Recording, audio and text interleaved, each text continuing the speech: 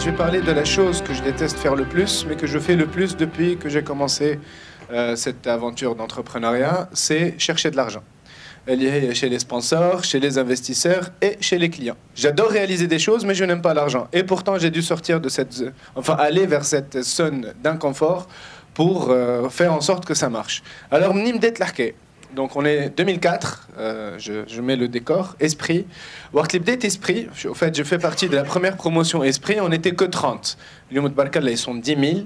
Donc à 30, c'était très bien, l'état d'esprit était sympathique, pour surtout des renégats comme nous qui n'étaient pas trop dans le système classique. On travaillait beaucoup, mais aussi on jouait beaucoup. Il y avait une connexion 128 kilos, alors qu'à la maison on avait du 56K. Donc on passait des nuits là-bas à jouer à Counter-Strike, à jouer à World of Warcraft, et du coup on n'était que 30. Mais à la fin, on en avait marre de jouer qu'entre nous-mêmes. À la fin, on connaissait, ça y est, le classement Tamalfi Esprit, on connaît qui est le premier, qui est le deuxième, qui est le troisième, etc. Donc, mais quelle frustration est que j'ai une envie, on se dit pourquoi ne pas faire un tournoi entre facultés. La Coupe de Tunisie des jeux vidéo, qualificative à la Coupe du Monde des jeux vidéo. Et ça, c'était en 2004. Donc, on était 4 étudiants et 2 chefs d'entreprise qui étaient avec nous. Et en fait, on a constitué ce qui s'appelait du moins Tunisia Games dans le temps. Donc, étudiants, entrepreneurs, employés, tout était là en même temps. Et donc, du coup, qui dit événementiel dit sponsoring, exactement. Et donc, du coup, on était tout le temps en train de chercher du sponsor. D'ailleurs, dans le temps, un des sponsors, c'était Topnet, si vous connaissez son ancien directeur. Il était sympathique, il nous a aidés sur quelques éditions. Et donc, on a fait ça, mais franchement, je détestais aller dire Brabbi, s'il vous plaît, argent, pour qu'on puisse faire un événement très sympathique et très bien et machin. Et entre autres, l'aventure Tunisia Games s'est arrêtée à cause de ça. Parce qu'en 2009, quand il y a eu la crise, en fait, on était très reliés à la Coupe du Monde des jeux vidéo qui se passait soit en France, soit aux États-Unis. Et d'ailleurs, on était co-organisateur de la Coupe du Monde. Et ben, le grand sponsor de la Coupe du Monde l'a lâché à cause de la crise des subprimes, etc.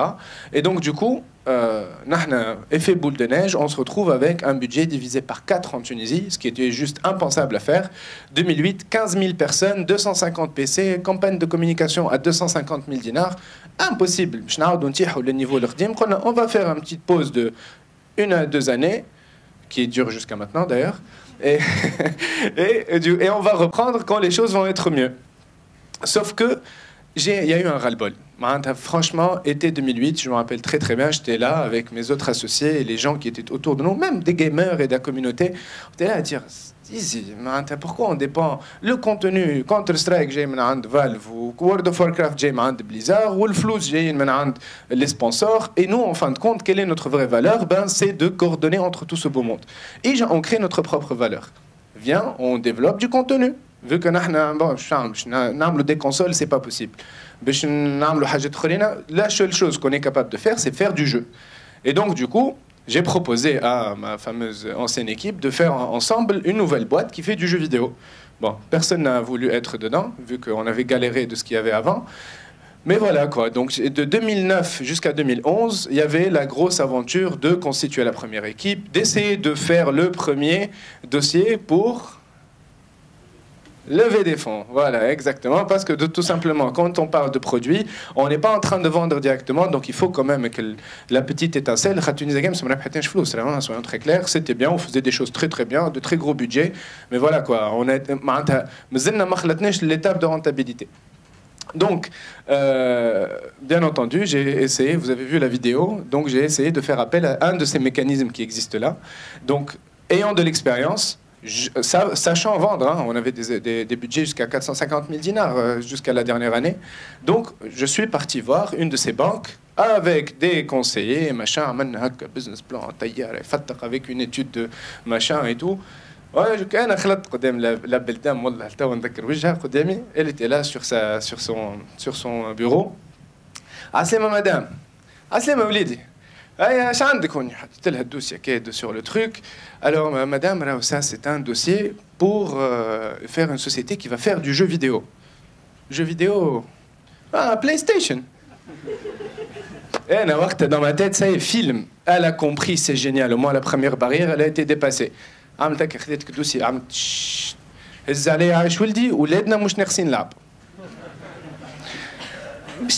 il y a madame 63 milliards de dollars de chiffre d'affaires mondial, il y a madame première industrie entertainment au monde, plus que le cinéma, plus que... Shay, il fallait même pas le dire. Donc j'ai activé ma petite glande qui est pour anti-stress, où il y a du Valium ici. Donc pour voir les gars qui m'ont aidé à faire ce dossier. Et en fait, on leur a dit, ben, les gars, là, ça passera jamais comme ça. Et pourtant, l'équipe était là, on avait prouvé qu'on était capable de faire du jeu, peut-être pas encore de le monétiser, hein, mais du moins d'en faire techniquement, ce qui était quand même quelque chose de pas mal. Et pour la faire très très vite, dans le temps, qu'est-ce qui marchait bien? Là, je vous parle de 2011.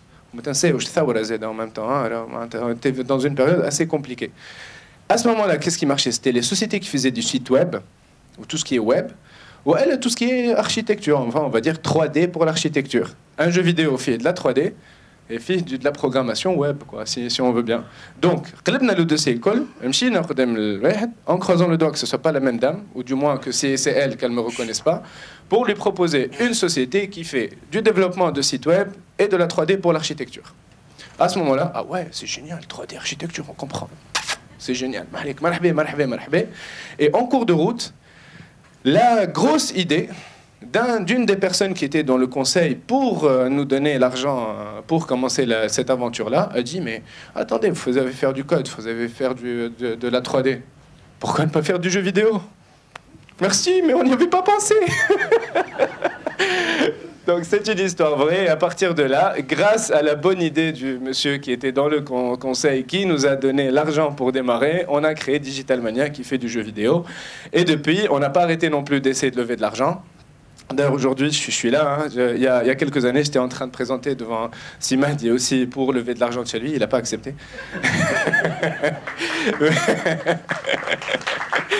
Mais on a beaucoup appris, mais c'est comme ça. On en rigole beaucoup, mais le fait d'avoir des noms, les noms, et là où je comprends pourquoi les noms. Les noms, c'est parce que soit on n'est pas assez mature en termes de business, soit qu'on n'a pas prouvé qu'on était capable de générer de l'argent de ça. Ce qui compte, je vous fais un Silicon Valley, il lève des milliards et des machins, et ça vaut Uber, Snapchat, il est valorisé à 20 milliards ou à 25 milliards. Qui fait? C'est un écosystème qui est complètement à côté, il ne faut pas se comparer à eux. Ce qui compte chez nous, c'est vraiment générer de la thune, et à partir de là, il y a une vraie valorisation qui se met sur place. Lever de l'argent, certes, pour démarrer, pour de l'amorçage, mais il faut très très vite arriver à générer de l'argent, parce qu'on n'est pas dans un écosystème à la Silicon Valley. Ça commence à prendre un petit peu, il y a des initiatives aujourd'hui, il y a des fonds qui sont là. Le flou mawjouda, mais il faut les mériter, il faut faire en sorte que ça soit viable. Mettez-vous à chaque fois à la place de l'investisseur de l'autre côté. Est-ce que vous donnerez à vous-même 10 dinars par rapport à la présentation, par rapport à ce que... voilà quoi. Enfin, Mahdi vous donnera certainement de meilleurs conseils, vu que lui, il est de l'autre côté maintenant par rapport à ça. Voilà, c'est la petite histoire par rapport à Digital Mania. Merci. Merci Walid. Très bien. Là, je vais mettre la casquette Boost et Fund de l'Institute, qui sont des programmes d'accélération. Et donc, du coup, on se positionne un peu comme investisseur au niveau de Boost. On a des projets, et Dieu sait qu'on en voit. Hein. La chose qu'on voit au début, pourquoi on va mettre de l'argent en vous? On va croire en vous. Est-ce qu'on vous fait confiance? Donc, don't bullshit people, please. ما تقولوش حاجات اللي que vous maîtrisez pas ولا ما تقولوش حاجات اللي ما عندها حتى معنى. Soyez vous-même, montrez la passion, montrez que you can deliver. C'est une promesse que vous êtes en train de faire. L'équipe technique, et on sait faire, et on sait. Ok, très bien. Montrez que vous êtes capable de le faire. Limite même avec une démo, un prototype ou quelque chose comme ça, que ça va beaucoup plus aider sur ça. Comment vous allez monétiser? En fin de compte, ça fait 1 heure, on parle. C'est de l'investissement et aussi taqmira l'investisseur. Donc ce qu'il faut savoir quand on se met au niveau de l'investisseur, lui aussi il lève de l'argent. Donc lui aussi il a des comptes à rendre. L'autre il a des comptes à rendre. Qui a des comptes à rendre? Le business angel, en même temps, il se rend des comptes à lui-même et c'est sa propre thune qu'il est en train de jouer. Mais tout le monde rend des comptes à tout le monde. Donc du coup, il y a des KPIs à tous les niveaux et soyez sûr que كي باش يخزر لك نتاع اوكي باش نحط 100 يلزمها ترجع 400 يلزمها ترجع 800 يلزمها ترجع X sur X temps. Donc ça, il faut pouvoir vraiment le démontrer. Mais surtout, là, c'est une relation de confiance entre l'investisseur et l'entrepreneur. C'est une relation humaine aussi avant tout. Donc soyez vous-même, montrez votre passion, ce que vous avez envie de faire et la rentabilité.